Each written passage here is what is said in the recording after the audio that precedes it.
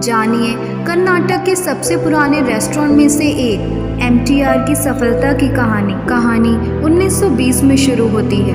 3 भाइयों परमेश्वर माया, गणप्पा माया और यज्ञ नारायण माया अपने गांव को छोड़कर शहर की तरफ निकल पड़े। तीनों ही खाना पकाने में माहिर थे, इसीलिए शहर आते ही ये कई अमीर घरानों में रसोइयों के रूप में काम करने लगे। तीनों ने करीब 4 साल तक बतौर कुक काम किया। 1924 में शुरू हुआ ब्राह्मण कॉफ़ी क्लब। 1924 में तीनों ने कुक का काम छोड़कर बेंगलुरु के एक लाल बाग रोड इलाके में एक छोटा सा रेस्टोरेंट शुरू किया।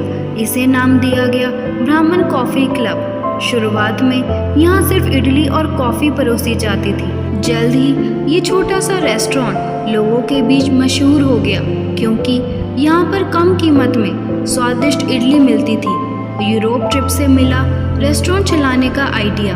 गणप्पा माया की मौत के बाद उनके तीसरे भाई यज्ञ नारायण माया ब्राह्मण कॉफ़ी क्लब संभालने लगे। अगले कुछ सालों तक दोनों इसी काम में लगे रहे। लोगों की भीड़ बढ़ता देखकर माया ब्रदर्स ने अपने मेन्यू में और भी लोकप्रिय दक्षिण भारतीय व्यंजन शामिल किए।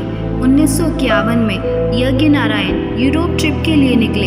यूरोप घूमने के पीछे उनका मकसद था ये जानना कि वहाँ रेस्टोरेंट कैसे चलाया जाता है। इस टूर के दौरान उन्हें अपने रेस्टोरेंट को और बेहतर बनाने के लिए ढेर सारे आइडिया मिले। वापस लौटकर उन्होंने रेस्टोरेंट के अंदर स्वच्छता के साथ ग्राहकों को स्वादिष्ट डिश सर्व करने पर जोर दिया।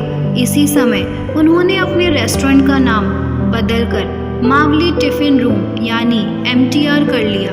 कम कीमत में देते थे अच्छी क्वालिटी के फूड।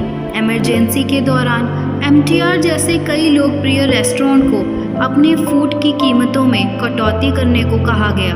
दूसरे रेस्टोरेंट ने जहां फूड क्वालिटी से समझौता किया, वहीं एमटीआर ने कीमतों में तो कमी की, लेकिन गुणवत्ता बरकरार रखी। इस वजह से कुछ समय के लिए उन्हें अपना रेस्टोरेंट बंद भी करना पड़ा।